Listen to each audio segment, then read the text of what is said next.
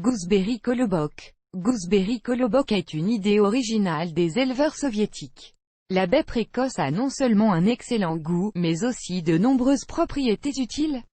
La groseille à maquereau gagne à nouveau en popularité auprès des amateurs et des professionnels de l'art agricole.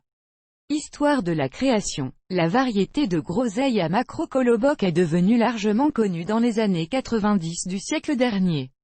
Les éleveurs soviétiques ont obtenu un produit de qualité en croisant d'autres variétés de groseille à maquereau.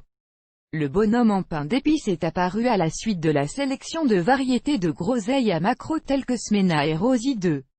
Le résultat a dépassé toutes les attentes des ingénieurs car la variété Kolobok a absorbé les meilleures qualités de ses deux parents. Bonhomme en pain d'épices à la groseille. Description de la variété. Il y a de nombreuses raisons pour lesquelles il vaut la peine de cultiver la groseille à maquereau Kolobok. La description de la variété révèle de nombreux avantages de cette culture. Le buisson lui-même et les baies de la plante méritent des caractéristiques particulières. Le buisson se distingue par des tiges solides et flexibles qui tendent vers le bas du buisson, où les longues pousses prennent naissance sans la présence du canon d'origine. La couronne caduque est très dense, avec des pattes serrées. Si vous ne coupez pas les pousses en excès, le buisson peut s'étrangler. D'autres caractéristiques de cette variété de groseille à maquereau sont également caractéristiques. Les épines sont petites, situées sur les tiges, principalement sur des formations nodulaires. Les feuilles de groseille à maquereau ont une forme régulière caractéristique. Une couleur verte riche avec des veines uniformément réparties. Les bourgeons bruns sont assez gros et les pousses émergeant des bourgeons sont dirigés à l'opposé des tiges. La tige caduque est très forte, mais ne diffère pas en longueur et en flexibilité. Buisson de groseille à maquereau Kolobok. Les baies de Kolobok ont une taille, une densité et une structure différentes, tout en conservant l'aspect caractéristique de cette variété. Le poids des baies peut varier de 6 à 9 grammes. Cette différence est due au fait que ce type de groseille à maquereau combine deux variétés différentes, ainsi que des conditions de croissance climatique et agricole différentes. La couleur des baies est également différente et peut avoir une palette de couleurs allant du rose au bordeaux foncé. Les baies de la groseille à maquereau Kolobok ont la forme d'un ovale régulier. Dans de rares cas, une base plus allongée peut être observée. À l'intérieur de chaque baie se trouve un petit sac de graines qui contient une quantité modérée de graines. La pulpe de groseille à maquereau est juteuse et mordant. Une peau dense se déchire, qui s'accompagne d'un craquement caractéristique. La baie a un goût sucré, avec un arrière-goût légèrement aigre. Lors de la récolte, la tige se sépare facilement de la tige, mais cela n'a pas d'effet négatif sur la perte des fruits lors de la maturation en masse. La surface de chaque baie est recouverte d'un revêtement protecteur caractéristique. Les baies de groseille à maquereau Kolobok comprennent le sucre, l'acide ascorbique et les anthocyanes, substances pigmentaires. Baies de groseille Kolobok. Avantages et inconvénients de la variété. La groseille à maquereau Kolobok présente de nombreux avantages par rapport aux autres variétés de groseille à maquereau. Excellente capacité d'adaptation à diverses conditions météorologiques et climatiques, grande productivité, maturation précoce, qualité gustative. Petite taille d'épines, facilité de plantation et d'entretien. Intéressant. L'homme en pain d'épices à la groseille a peur de la sécheresse et des changements soudains de température, qui doivent être surveillés de près. L'homme en pain d'épices à la groseille a un inconvénient, un épaississement excessif. Les pousses doivent être coupées à temps, sinon elles peuvent étrangler leur base. Si un grand nombre de pousses se précipitent vers la couronne de feuillus, cela peut nuire à la qualité et à la quantité de la récolte. Plantation de groseille à maquereau Kolobok. Lors du choix d'un site pour planter des semis, il faut garder à l'esprit que les groseilles à maquereau n'aiment pas les zones basses, près des marais ou des eaux souterraines et des courants d'air. Mais Kolobok, au contraire, aime beaucoup la lumière du soleil, et plus les buissons reçoivent de lumière, plus ils apporteront de récoltes. Si les eaux souterraines se trouvent sous la surface du sol et qu'il n'y a pas d'autre endroit pour planter des baies, il est nécessaire de surélever les futures crêtes et d'installer une couche de drainage. Le meilleur moment pour planter un Kolobok est la première décennie de l'automne. La plante aura le temps de s'habituer aux conditions environnantes et de libérer de nouvelles pousses. Il convient de rappeler que les groseilles à macro sont une culture très fantaisiste. La rotation des cultures doit être observée et les groseilles à macro ne doivent pas être placées dans la zone où les groseilles et les framboises poussaient auparavant.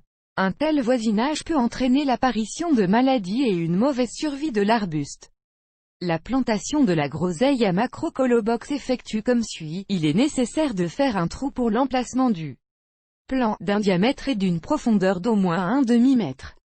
Il est nécessaire de prévoir suffisamment d'espace pour le développement confortable du système racinaire. Ensuite, vous devez placer des engrais dans les trous, tels que fumier pourri, sulfure de potassium, compost, complexe d'engrais minéraux.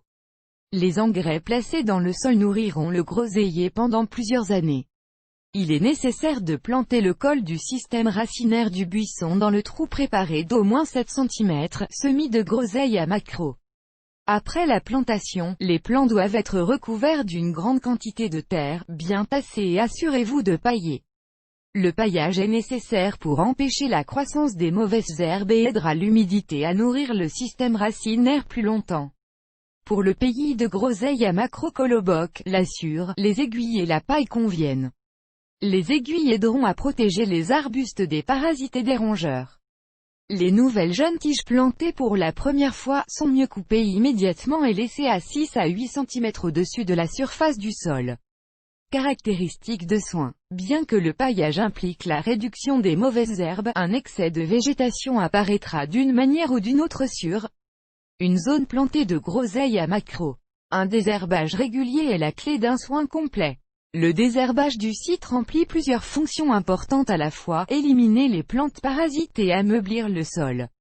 Il est préférable de désherber après la pluie ou l'arrosage pour que le sol soit souple et que la probabilité d'endommagement du système racinaire de la groseille à macro coloboc diminuera. Les mesures ci-dessus sont obligatoires dans les premières années de vie de l'arbuste. Remarque, malgré le fait que les arbustes de groseille à macro aiment beaucoup l'humidité, il ne faut pas le laisser stagner au rhizome.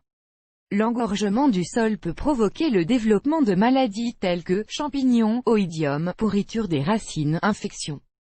Oïdium sur les feuilles de groseille à macro. L'arrosage des groseilles à macro coloboc est nécessaire au besoin. La meilleure mesure est de mettre en place une irrigation par câble, cependant, si seuls quelques buissons sont exprimés sur le site, l'événement perd de son sens. Top dressing. Si, lors de la plantation, des engrais ont été placés sous le buisson, le groseillier n'aura pas besoin d'alimentation supplémentaire au cours des 2 à 3 prochaines années. Au cours de la 4e année de culture de coloboc, vous devez penser à une nutrition supplémentaire pour l'arbuste. Si la groseille à macro n'est pas suffisamment nourrie, le niveau et la qualité de la récolte diminueront. La meilleure option est l'alimentation annuelle, mais le complexe d'engrais doit être choisi aussi équilibré que possible. Un tel complexe doit nécessairement inclure compost 5 kg, sulfate d'ammonium 25 g, superphosphate 50 g, sulfure de potassium 25 g. Les engrais sont placés sous chaque groseille à macro et sont bien compactés. La hauteur d'alimentation doit être de 6 à 8 cm. Règle d'élagage. Une taille correcte et opportune des groseilles à macro est une étape essentielle dans l'entretien d'un arbuste. Pour les groseilles à macro, la taille radiale des pousses et la formation de la forme d'une couronne à feuilles caduques sont caractéristiques, en raison de la croissance active des buissons. La première taille doit être effectuée lors de la plantation de la groseille à macro coloboc. La taille ultérieure devrait avoir lieu dans la première décennie du printemps et au milieu de l'automne, lorsque la brousse abandonne ses derniers fruits. Lors de la taille, une attention particulière doit être portée aux tiges endommagées et mortes, ainsi qu'aux tiges qui diffèrent par leur couleur et leur structure. La variété coloboc est particulièrement active en termes de sortie de nouvelles pousses. Si vous ne taillez pas à temps, les jeunes branches se précipitent vers la couronne, ce qui peut affecter négativement le processus de floraison, ainsi que réduire le poids et la taille des futures baies. Si des pousses supplémentaires apparaissent à la base de la tige, elles doivent d'abord être retirées, sinon une partie de la nourriture sera gaspillée, en pousses inutiles. Élagage des pousses. La groseille à macro coloboc contient de nombreux oligo-éléments, sucres et vitamines utiles, c'est pourquoi Les baies de cette variété sont si utiles pour prévenir les maladies virales. La groseille à macro soutient le système immunitaire du corps et aide à lutter contre l'inflammation de divers types.